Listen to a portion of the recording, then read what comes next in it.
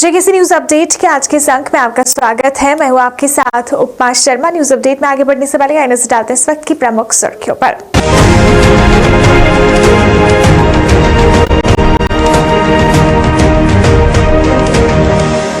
नमस्ते, आदाब, सत श्री अकाल।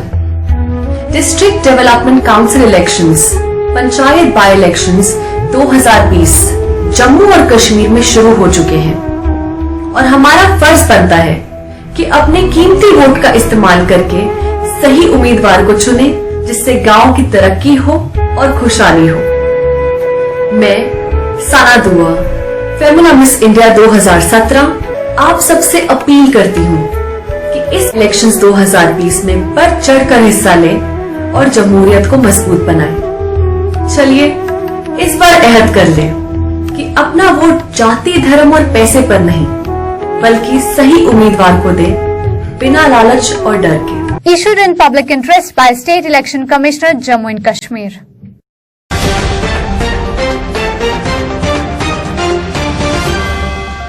सरदार पटेल की पुण्यतिथि पर प्रधानमंत्री नरेंद्र मोदी, अमित शाह ने किया नमन, बताया देश की एकता का प्रतीक।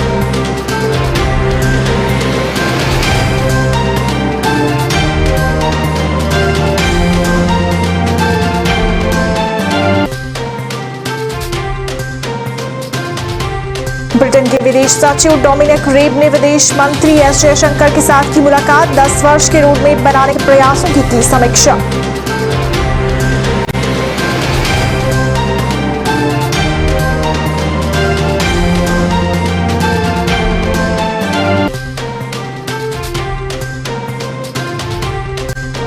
किसानों के प्रतिनिधिमंडल ने कृषि मंत्री से की मुलाकात, सौंपा अपनी मांगों का ज्ञापन।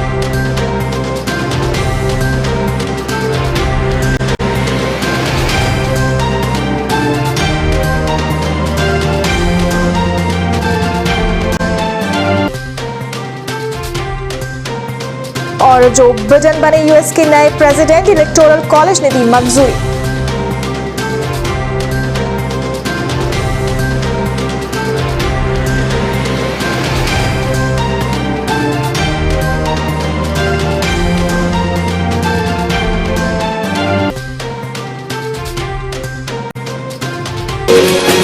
अब समाचार विस्तार से। भारत के पहले उप प्रधानमंत्री, गृह मंत्री और लौह पुरुष के नाम से मशहूर सरदार वल्लभ भाई पटेल की आज 75वीं पुण्यतिथि है।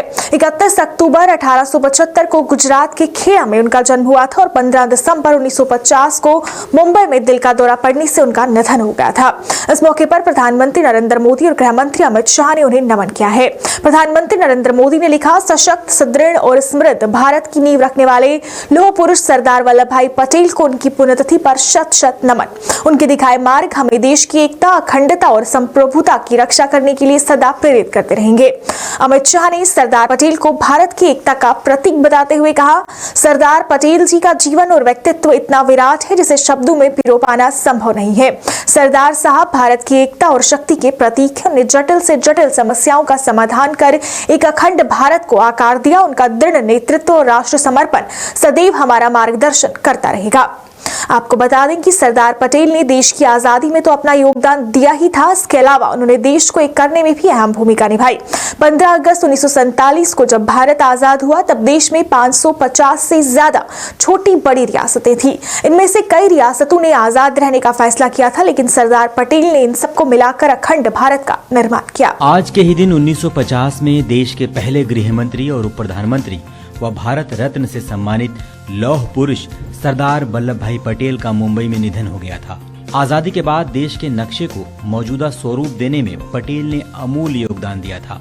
देश को एकजुट करने की दिशा में उनकी राजनीतिक और कूटनीतिक क्षमता ने अहम भूमिका निभाई थी। ब्रिटेन के विदेश सचिव डोमिनिक रेब ने मंगलवार को विदेश मंत्री एस जयशंकर से मुलाकात की। दोनों के बीच अब वार्ता होगी जिसमें भारत ब्रिटेन संबंधों के लिए 10 वर्षीय रोडमैप बनाने के प्रयासों की समीक्षा की जाएगी। साथ ही दोनों रक्षा रसद समझौते पर भी चर्चा कर सकते हैं। रेब पर्यावरण मंत्री प्रकाश जावड़ेकर और शिक्षा मंत्री रमेश पोखरियाल निशंक के साथ भी मुलाकात कर सकते हैं। रेब 4 दिवसीय यात्रा पर सोमवार को भारत पहुंचे थे। संयुक्त सचिव संदीप चक्रवर्ती ने उनका स्वागत किया। विदेश मंत्रालय ने कहा कि रेब की यात्रा से व्यापार, रक्षा, जलवायु, प्रवासन और गतिशीलता, शिक्षा और स्वास्थ्य के क्षेत्र में साझेदारी के बाद कोविड, ब्रेक्सिट के बाद में के संदर्भ में संबंध और अधिक मजबूत होने का मार्ग प्रशस्त होगा। डोमिनिक रॉब पर्यावरण, वन और जलवायु परिवर्तन मंत्री प्रकाश जावड़ेकर और शिक्षा मंत्री रमेश पोखरियाल निशंक के साथ भी बैठक करेंगे। ब्रिटेन के विदेश मंत्री बेंगलुरु भी जाएंगे और बृहस्पतिवार को कर्नाटक के मुख्यमंत्री से भी मुलाकात करेंगे। भारत और ब्रिटेन के बीच 2004 से महत्वपूर्ण साझेदारी है। इसके तहत नियमित रूप से उच्च स्तरीय विचार विमर्श होता रहा है और विभिन्न क्षेत्रों में सहयोग बढ़ रहा है।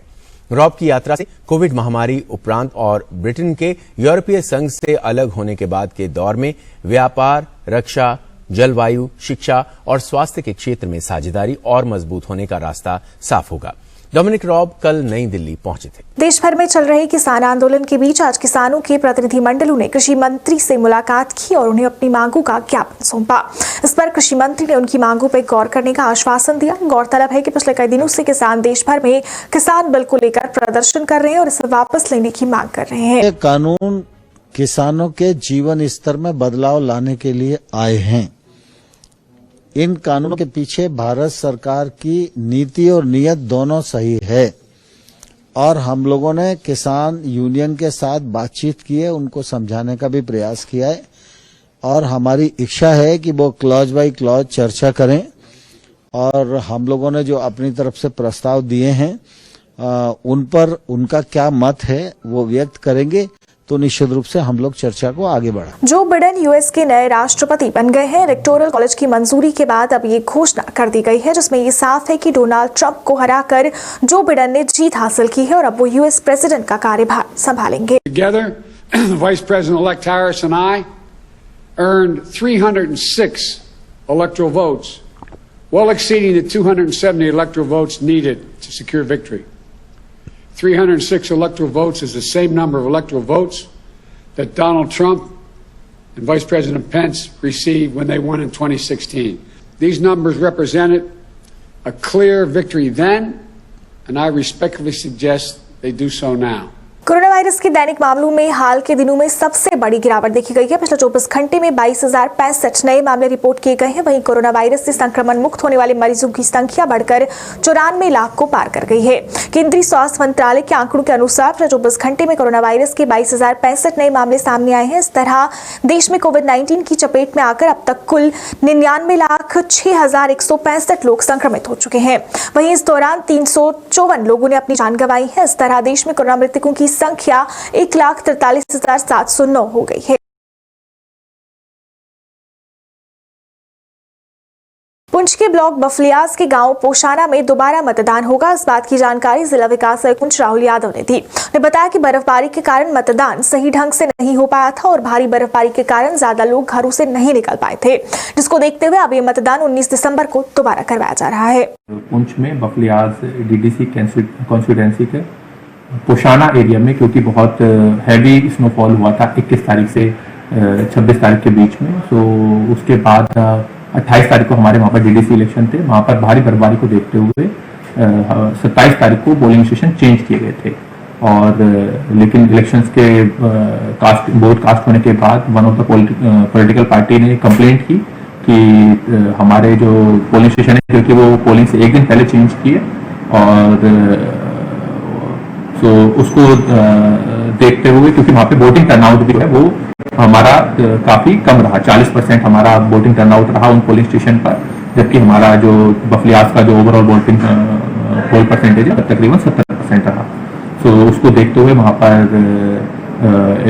स्टेट इलेक्शन कमीशन हिदायत के मुताबिक वहाँ पर रिपोल कराए जा रहे हैं उन 4 पोलिंग स्टेशन पर, जो कि अब 19 तारीख को कराए जाएंगे। 19 दिसंबर को टाइमिंग उसकी 7 बजे से लेकर 2 बजे तक ही रहेगी, जो कि पहले पोलिंग की थी, और वहां पर रिपोल अप कराया गया। आरसपुरा के लंगोटिया क्षेत्र की लिंक रोड की हालत काफी खस्ता है। लोगों ने इसे लेकर प्रदर्शन किया और कहा कि सड़क अभी तक कच्ची है और इस पर तारकोल भी नहीं बिछाया गया। उन्होंने कहा कि सड़क की ऐसी हालत से उन्हें यहां से आने जाने में काफी परेशानी का सामना करना पड़ रहा है। उन्हें सड़क की मरम्मत करने और तारकोल बिछाए जाने की मांग की।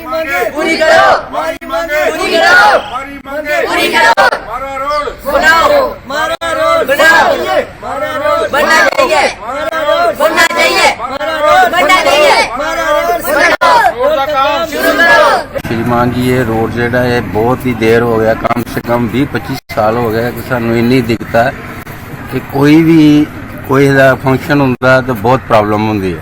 इन्नी की प्रॉब्लम है कि असीं गुजर नहीं सकते इसी तरह। अस इहो प्रार्थना साडी इस गौरमेंट अगे कि साडा रोड जेड़ा है ये पक्का हो जाए ताकि साडी प्रॉब्लम जेड़ी है बिल्कुल सॉल्व हो जाए। असीं बड़े बंदियां कोल गए हमारे जिन्ने भी मिनिस्टर आए ना साडे सारे उन्होंने झूठे दावे किए, लेकिन कोई भी जिसले इलैक्शन होंदी है वोट लैके सारे बाद भुल जाते हैं, कोई भी जेड़ा कि साडी प्रॉब्लम जेड़ा सॉल्व नहीं करता।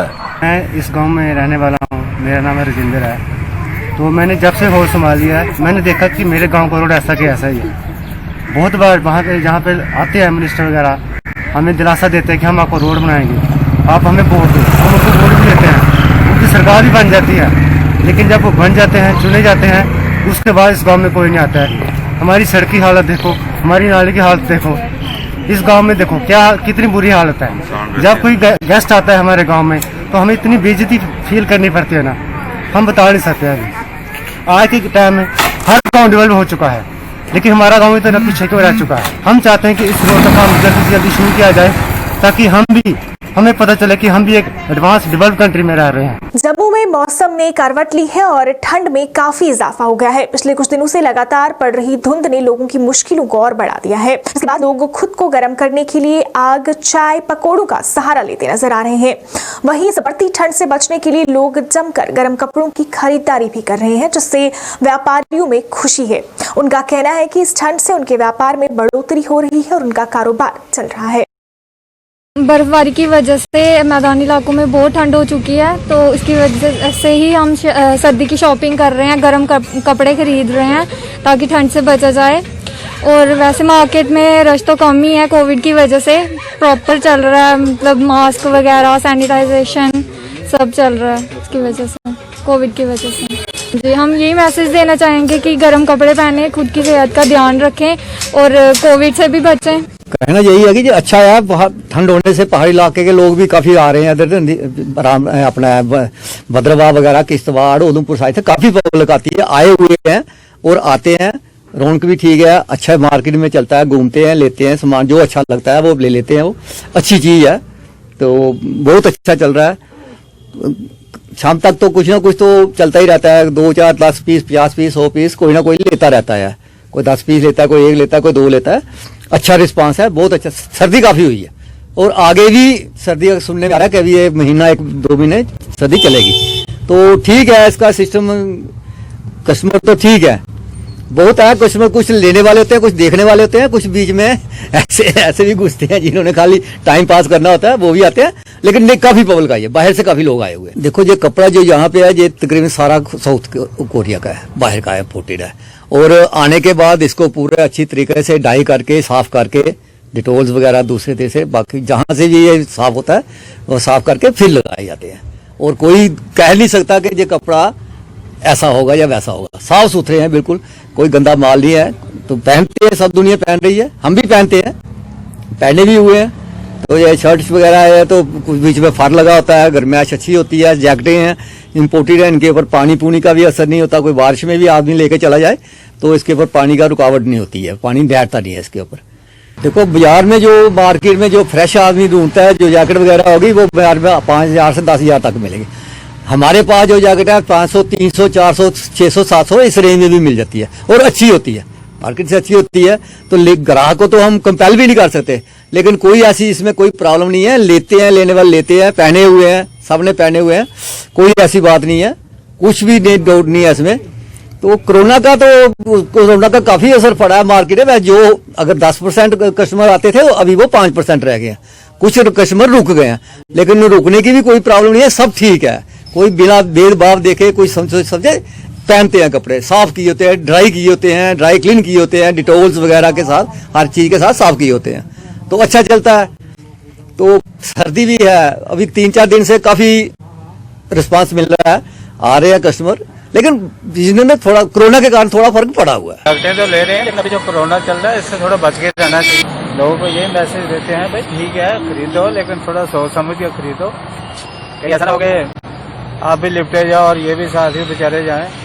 कोरोना से बचो थोड़ा। जम्मू के वार्ड नंबर 67 के लोग गलियों की खस्ता हालत से बेहद परेशान हैं। लोगों का कहना है कि गलियां खस्ता हालत में है और जगह जगह जल भराव होने से उन्हें काफी परेशानी होती है।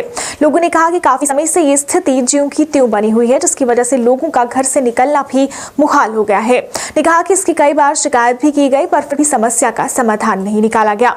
लोगों ने जल्द से जल्द उनकी समस्या के समाधान की अपील की है। वार्ड नंबर 67 मुट्ठी से बोल रहे हैं। हमारे एक्चुअली पानी ड्रेनेज की ब्लॉकेज हो गई है, जिसकी वजह से जो नाली का पानी है वो सबके घरों में जा रहा है। जैसे कल रात को बारिश हुई है तो हमारे सबके घरों में पानी गया हुआ है।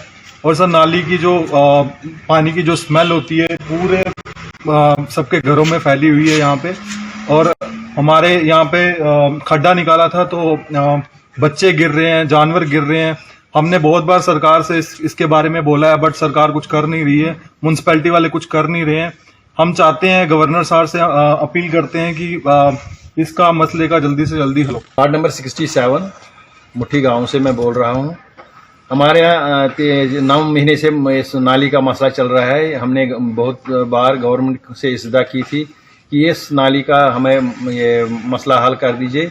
बहुत सारे ये म्युनिसिपैलिटी वाले यहाँ आए, उन्होंने यहाँ देखा, पूरा ये लिया ये क्या बोलते हैं एस्टिमेट लिया था, उसका बनाया हो, सब कुछ बनाया, लेकिन अभी तक कोई सुनवाई नहीं है। देखो आज बारिश का पानी इतना आ गया, फ्लड जैसा आ गया इस नाली में पूरा। आप देखिए, मैं आपके माध्यम से गवर्नमेंट को फिर सूचित करना चाहता हूँ कि हमारा ये मसला किसी ना किसी तरीके से हल कर दिया जाए। बारिश की वजह कन्नै पानी लोकें दा भी जिन्ना भी है सारा साढ़ा बेड़ा आवा दा, बारिश दा भी आवा दा, लोकें दा भी आवा दा। नहीं अंदर बाहर जाई सकने अस, नहीं लोकें दे अंदरे बेड़े घरें टप्पियै फिर अस अंदर जन्ने आं। ते गौरमेंट अग्गें बड़ी प्रार्थना कीती, बड़ियां एप्लीकेशनां दित्तियां, बड़ा किश कीता, साढ़ा मसला हल नहीं होया। ते बड़ी मेहरबानी है, जियां होंदी है तां साढ़ा मसला हल करो। अस बड़ी दुखी आं, नालियां बंद, गली खराब है। दिक्खो साढ़ा आनिया मौका, दिक्खो साढ़ा, अस बड़े परेशान आं। बसाखी कलोनी ते मुट्ठी गांव है साढ़ा, ते इत्थै आनियै ते दिक्खो सुनो ते साढ़ा मसला हल करो जियां कियां होंदी है। जेकेसी न्यूज अपडेट के आज के इस अंक में फिलहाल इतना ही। इसी के साथ मुझे मेरी दीजिए इजाजत और आप देखते रहिए जेकेसी न्यूज। नमस्कार। खोने लगी हैं खबरें, दम तोड़ने लगे हैं सरोकार, विचारधारा की लड़ाई में गुम हो रही मीडिया की पहचान।